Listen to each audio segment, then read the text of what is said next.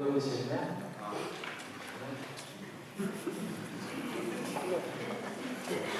Le cadeau de la pétition, l'état actuel de la pétition, 6053 signatures, 4115 sur Internet, sur le site lesopinions.com, soit 78 pages, assez serrées, et des commentaires très intéressants que vous inviterez à lire. 1938 signatures sur version papier, sur une centaine de pages. Voilà, donc je vous le remets. 6000, bon, c'est énorme, mais c'est pas mal quand même. C'est presque le double de la pétition de 2012, 11-12 de la PAC, qui, elle, avait eu l'autorisation d'être déposée dans la reprendre des bains municipaux, chose que le collectif La Victoire pour tous n'a jamais eu. Non seulement pas mettre la pétition, mais même visiter les bains avec la presse comme on nous l'a proposé. Donc on est dans les bains. 6000, bien sûr, tout ce ne sera pas Strasbourgeois parce que l'affaire a intéressé au-delà de Strasbourg et au-delà même des frontières, mais bon, la grande majorité l'est. Et j'ajouterais que 6000, c'est tout de même pas mal par rapport aux derniers écarts qu'on constate dans les élections récentes. Je vous signale aussi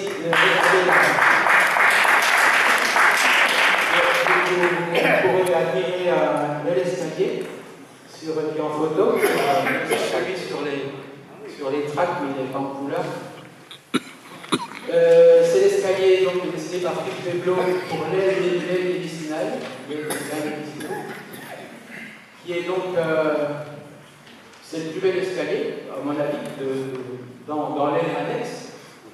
Et simplement pour rappeler que ces bains sont un joyau dans toutes leurs parties, y compris dans leurs annexes, y compris dans ces choses qui sont en partie inoccupées, et que ça souligne encore la nécessité d'en faire, de garder l'ensemble cohérent.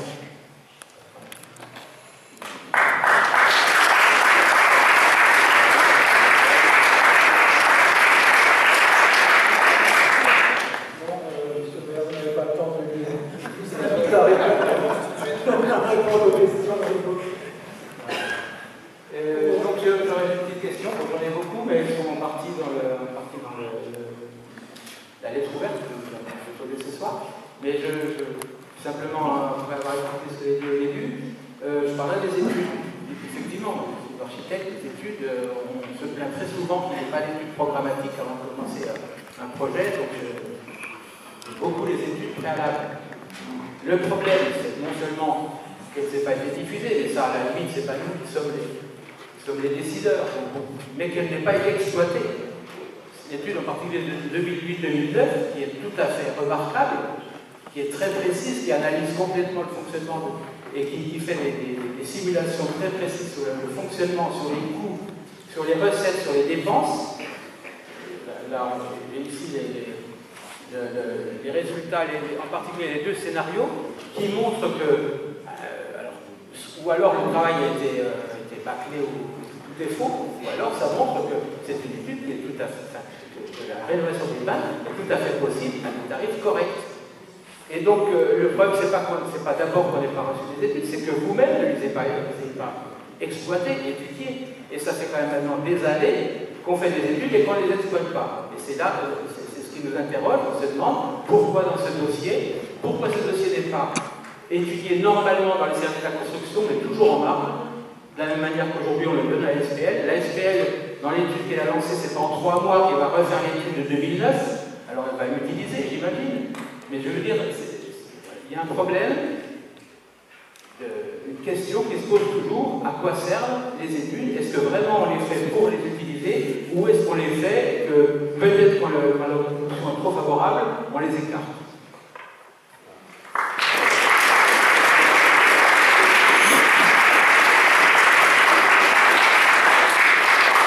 Merci beaucoup de verser pour les papiers, effectivement, la pétition qui a été lancée par le collectif.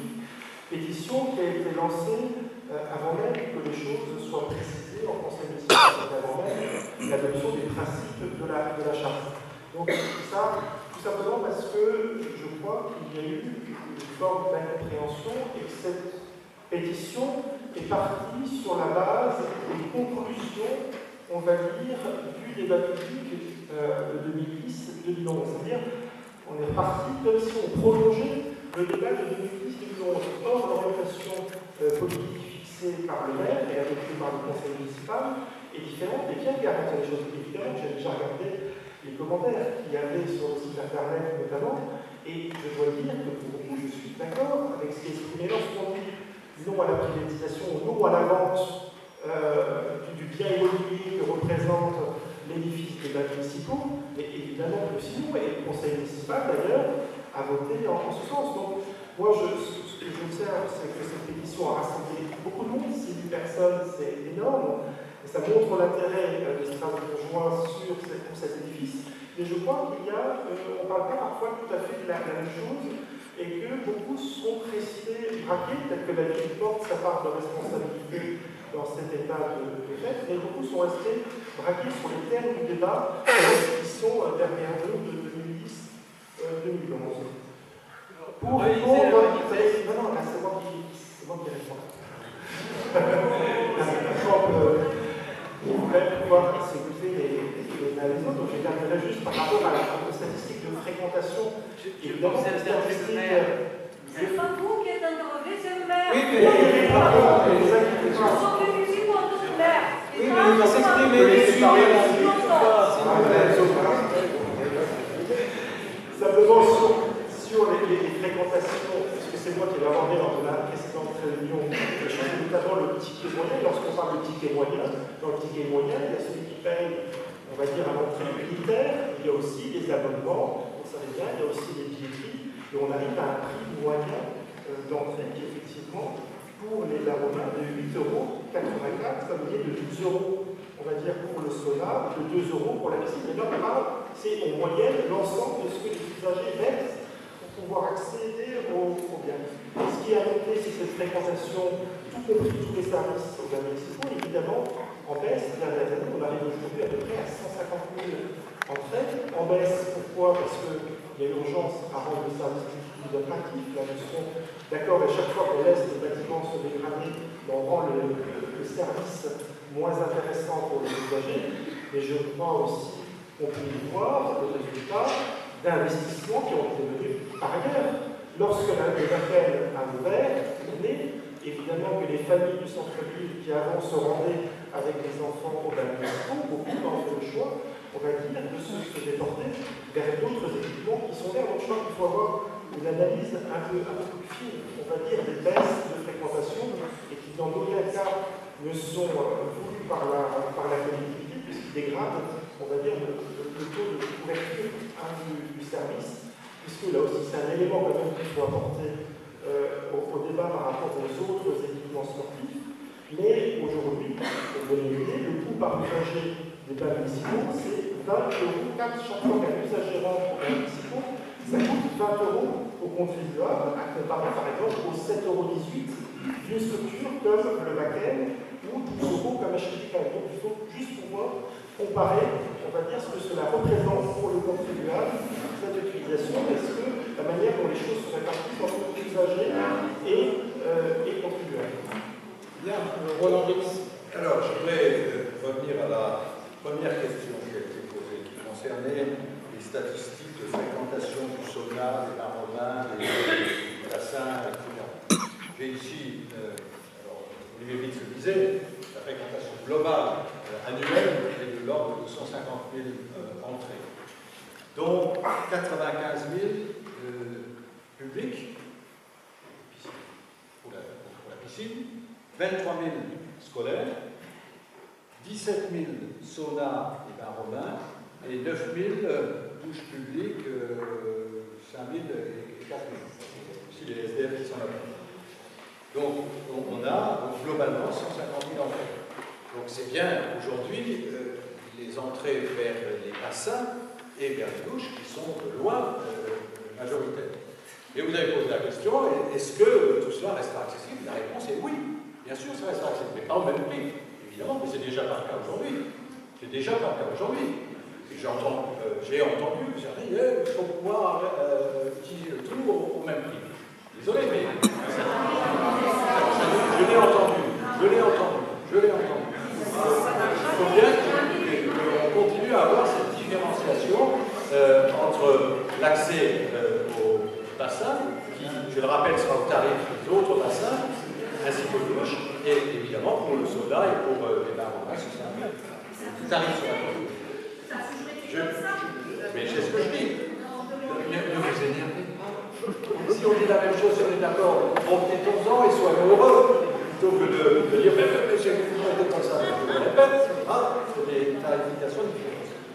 Alors, je vais parler là des tarifs, l'accès à la billetterie, etc. Les chiffres, oui, quand même, j'ai entendu que les chiffres sont à la baisse pour vous endormir. Les entrées, je suppose. Moi, je souhaite qu'il y ait un maximum de gens qui viennent dans cette piscine, aujourd'hui et demain.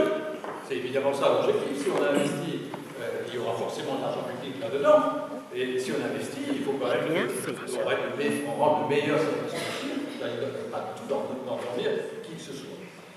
Alors, Jean-Claude Meyer, un petit peu plus politique des choses, dit que j'ai une conception vieillotte de la démocratie locale. C'est un point de vue que je respecte et que je ne partage pas. Je considère sérieusement qu'on a besoin d'assistance technique pour prendre les bonnes décisions et qu'on ne peut pas les prendre miraculeusement à 200. Il faudrait peut-être créer à ce moment-là, comme on l'a fait d'ailleurs, un atelier ou des choses de ce genre. Je n'ai pas dit le contraire. Avancer, mais moi je suis prêt à le faire. Nous, on est prêt à faire cela. Mais pas sous la pression, et c'est comme ça, et c'est pas autrement, et c'est... La concertation, c'est un exercice compliqué. C'est celui qui vient et qui dit c'est moi qui ai raison et c'est comme ça, si vous ne le faites pas, la concertation est ratée. Excusez-moi, il y a peut-être des opinions différentes, y compris dans cette salle-là. Probablement. Et c'est pas tous contre le maire de Strasbourg qui aurait des volontés je ne sais quoi. Je souhaite que l'on puisse, si possible, c'est toujours l'objectif que je me suis fixé dans cette concertation, arriver au point d'équilibre où la concertation prend en compte ce que disent les uns et les autres, mais sans sectarisme et sans dire c'est comme ça et c'est pas autrement. Sinon, effectivement, je pense qu'il y a une concertation possible. Il était question de la visite avec la presse. Alors, me dit que, en fait, on avait prévu. Oui, c'est vrai qu'il s'agit d'un édifice municipal qui a été ouvert à la presse. Et vous souhaitiez faire visiter un bâtiment municipal à certains journalistes 2 jours ou 3 jours avant la visite de presse qui a été organisée.